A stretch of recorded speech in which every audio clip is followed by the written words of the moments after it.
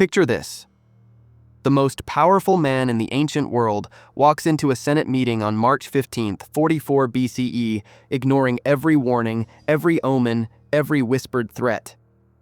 Within minutes, 23 daggers will pierce his body. Rome's dictator for life will bleed out at the feet of Pompey's statue, murdered by the very men he called friends. This isn't just an assassination, it's the death rattle of the Roman Republic itself. How did Rome's greatest general become its most famous victim? The answer reveals a conspiracy born not from hatred, but from the terrible weight of tradition colliding with unstoppable ambition. By early 44 BCE, Gaius Julius Caesar stood as the undisputed master of the Mediterranean world.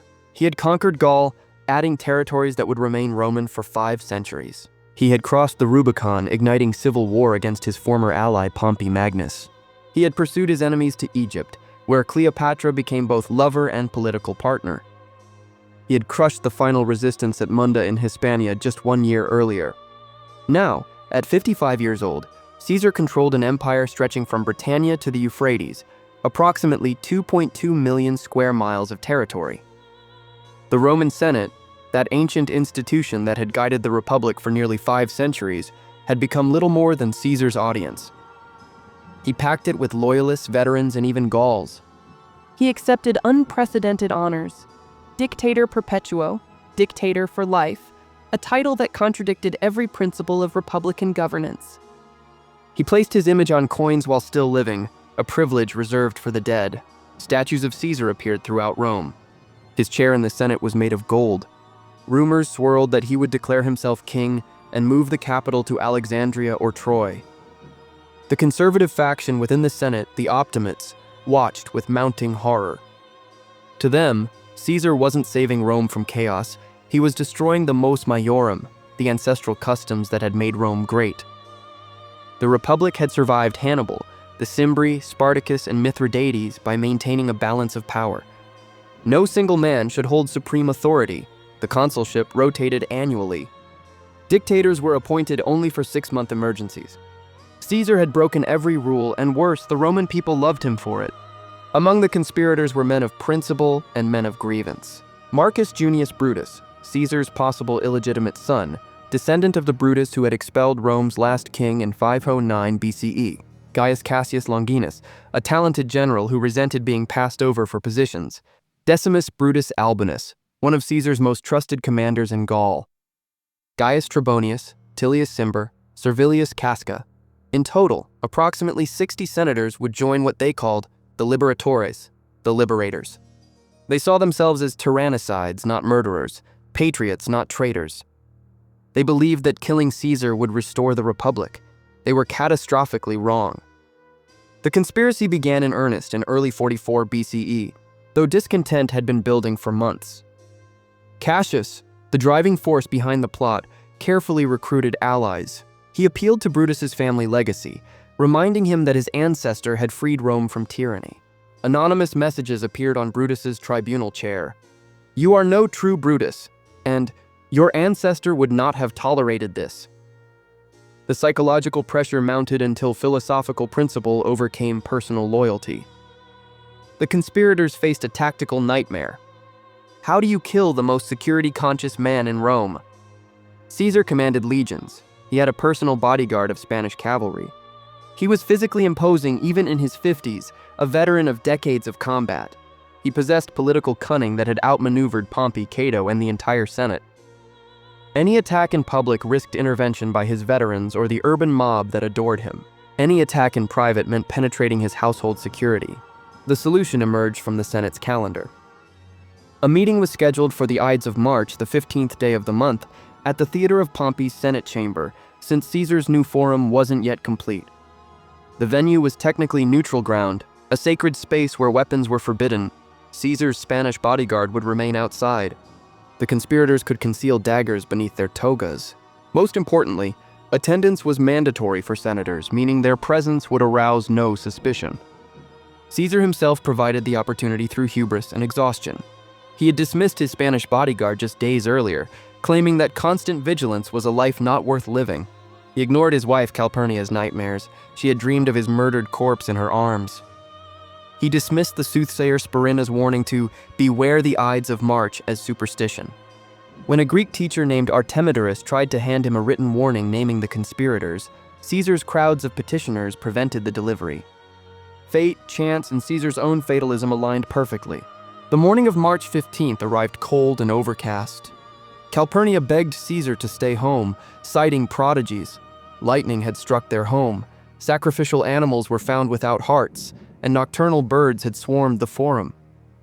But Decimus Brutus, ironically one of the conspirators, arrived at Caesar's home and mocked these fears. The Senate was waiting, Decimus argued.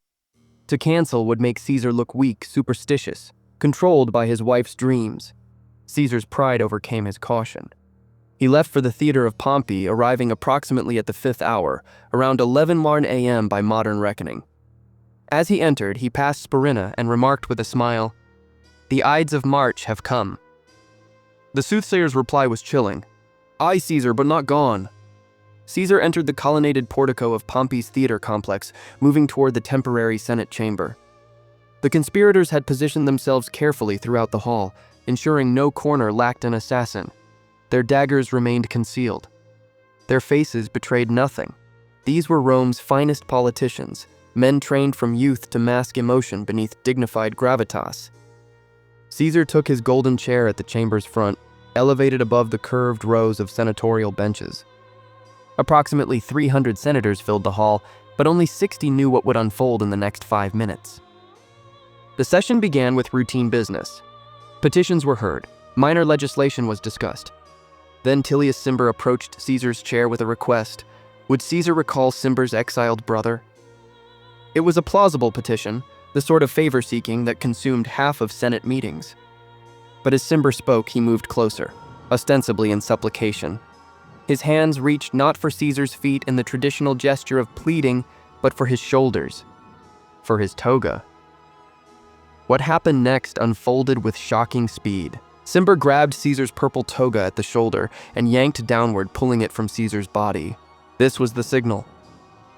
Servilius Casca, standing directly behind Caesar's chair, struck first. His dagger aimed for Caesar's throat but veered off target in the attacker's nervousness, slicing across the dictator's shoulder instead, a wound painful but far from fatal. Caesar, veteran of 100 battles, reacted with the combat instincts that had never left him. He spun in his chair, grabbed Casca's arm, and drove his iron stylus, the pointed writing instrument every senator carried, through Casca's forearm. "Casca, you villain, what are you doing?" Caesar shouted in Latin, his voice echoing through the chamber. For one frozen moment, the assassination hung in balance. If Caesar broke free, if his legendary charisma reasserted control, the conspirators would die as traitors. Casca screamed to his brother in Greek, "Help, brother!" The spell shattered. The other conspirators surged forward. What followed was not an execution, but a frenzied butchery. 23 men pressed around Caesar's chair, each determined to participate, to share the moral burden of tyrannicide. Daggers rose and fell without coordination. The conspirators wounded each other in their desperation. Several received cuts meant for Caesar as he twisted and fought. This wasn't the noble tyrannicide they had envisioned during whispered planning sessions. This was violence in its rawest form, terrifying and chaotic. Caesar fought with primal desperation. He was 55, but still powerful, his body hardened by decades of military campaigns. He grappled with his attackers, trying to reach the chamber doors, to escape into the portico where his voice might summon help. Ancient sources describe him attempting to call out, but the daggers kept coming. Cassius struck at his face. Brutus thrust toward his groin. Decimus Brutus, the man who had convinced him to attend this very meeting, drove his blade into Caesar's side. Blood soaked Caesar's toga, pooled on the marble floor, sprayed across the conspirators' hands and robes. The psychological horror matched the physical carnage. These weren't enemies. These were colleagues, friends, men whose careers Caesar had advanced, whose lives he had spared after civil war. Marcus Brutus, whom Caesar loved like a son, plunged his dagger into the dictator's thigh. According to the Greek historian Plutarch, writing 150 years later, Caesar had fought until that moment.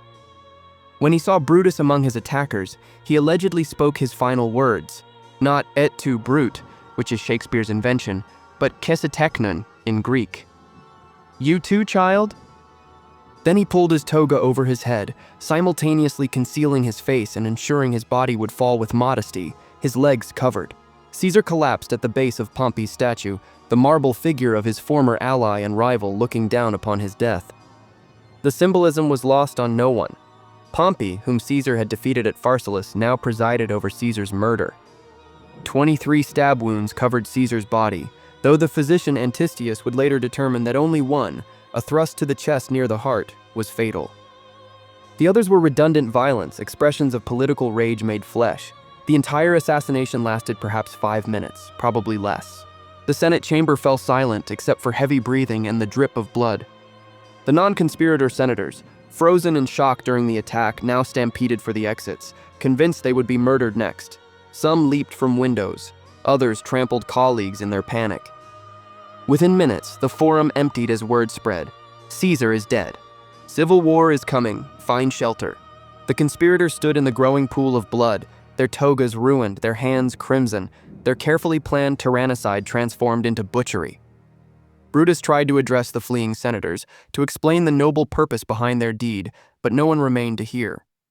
The Liberatores had envisioned being carried through Rome on citizens' shoulders, hailed as saviors of the Republic. Instead, they found themselves alone with a corpse. The silence broken only by the distant sound of shutters closing throughout the city as Rome barricaded itself against the chaos to come. For 3 hours, Julius Caesar's body lay abandoned in the Senate chamber. No one dared approach. The conspirators had fled to the Capitoline Hill, brandishing their bloody daggers and shouting about liberty to streets that remained ominously empty. Finally, 3 of Caesar's slaves arrived with a litter, placed their master's corpse upon it, and carried him home. One arm hung limply over the litter's side, trailing blood through the Roman streets, a detail recorded by multiple ancient sources as the image that broke Rome's paralysis. The immediate casualty count was minimal, 1 dictator dead. But the conspiracy's failure began immediately. The Liberatores had made no plans beyond the murder itself. They assumed the Republic would spontaneously resurrect, that senators and citizens would celebrate Caesar's death. Instead, Rome waited in terrified silence for the inevitable power struggle. Marcus Antonius, Mark Antony, Caesar's co-consul and cavalry commander, initially fled disguised as a slave, fearing he was also targeted. But when he realized the conspirators had killed only Caesar, he moved decisively. Antony secured Caesar's private papers and treasury. He negotiated a fragile truce.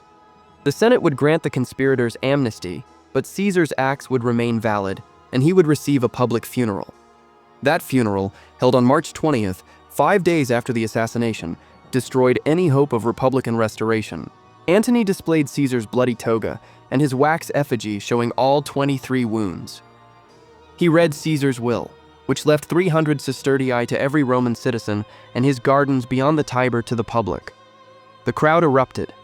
Mobs hunted down conspirators. They murdered the poet Helvius Cinna, mistaking him for the conspirator Cornelius Cinna.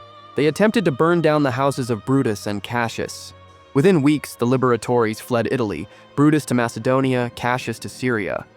They would raise armies, win battles, and briefly control Rome's eastern provinces, but their cause was doomed. They had killed a man, but not his legacy. They had ended Caesar's life, but not Caesarism.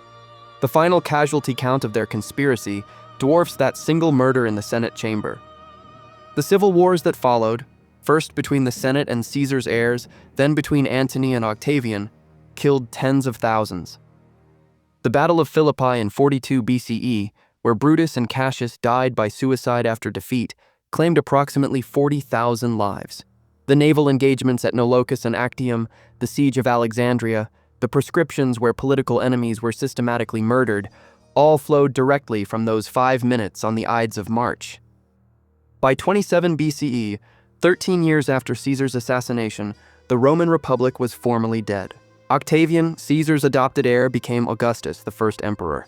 He ruled for 41 years, transforming Rome from a corrupt oligarchy into a stable autocracy. The conspiracy achieved the opposite of its intent.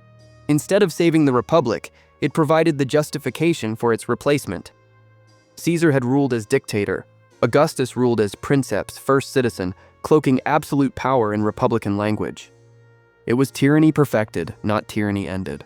Historians have debated the assassination's necessity for 2 millennia. Did Caesar truly intend to make himself king, or were the conspirators paranoid? His planned Parthian campaign suggests he craved military glory, not administrative reform. His refusal of Antony's crown at the Lupercalia festival in February might indicate he understood Rome's republican sensibilities. But his acceptance of lifetime dictatorship and divine honors crossed lines no republican could tolerate. Cicero, the great orator who was not part of the conspiracy but applauded it, later admitted the Liberatores had the spirit of men but the foresight of children. They killed the tyrant but had no plan for governance. They chose the dagger when they needed a constitution. Our understanding of Caesar's assassination derives from multiple ancient sources, each with distinct perspectives and biases. Gaius Suetonius Tranquillus, writing in his The 12 Caesars around 121 CE, provided detailed accounts of the omens in Caesar's final moments, though his work sometimes prioritizes dramatic biography over strict historical accuracy. Plutarch's Parallel Lives, composed in the early 2nd century CE, offers the most complete narrative, including the famous detail of Caesar's Greek words to Brutus. Plutarch had access to now-lost sources and first-hand accounts from witnesses' descendants, making his version particularly valuable despite the century gap between event and writing. Contemporary to the events, Cicero's letters and later speeches provide crucial context for understanding the conspirators' motivations and the political chaos that followed. His correspondence with Brutus and Cassius reveals the conspirators' growing desperation as their tyrannicide collapsed into civil war. Nicholas of Damascus, writing during Augustus's reign, provided a pro-Caesarian account that emphasizes the dictator's clemency and the conspirators' ingratitude. Modern historians like Tom Holland's Rubicon and Mary Beard's SPQR synthesize these ancient sources with archaeological evidence and contemporary scholarship to understand both the assassination's mechanics and its historical significance. The Ides of March remains history's most famous political assassination because it encapsulates an eternal question. When does one man's power justify violence, and who decides? The conspirators believed they were defending ancestral liberty against tyranny. Caesar's supporters believed they were murdering Rome's savior out of petty jealousy. Both were partially correct. Both were tragically wrong. The republic the conspirators died to save had been dying for a century, killed not by Caesar, but by territorial expansion, wealth inequality, political corruption, and the failure of institutions to adapt to empire. Caesar was symptom and accelerant, not cause. If you found this deep dive into ancient Rome's pivotal moment fascinating, consider how often history turns on seconds. On Caesar dismissing his bodyguard, on Calpurnia's ignored nightmare, on Artemidorus's unread warning. The fragility of civilization itself hung on whether one man walked into one building on one morning. Next time, we'll explore another moment where individual decision and historical inevitability collided with empire-shattering force. The assassination of Archduke Franz Ferdinand and the 37 days between a pistol shot in Sarajevo and global war. The pattern repeats, but the players and stakes constantly evolve. That's what makes history not just worth studying, but essential for understanding the world we've inherited and the choices we face today.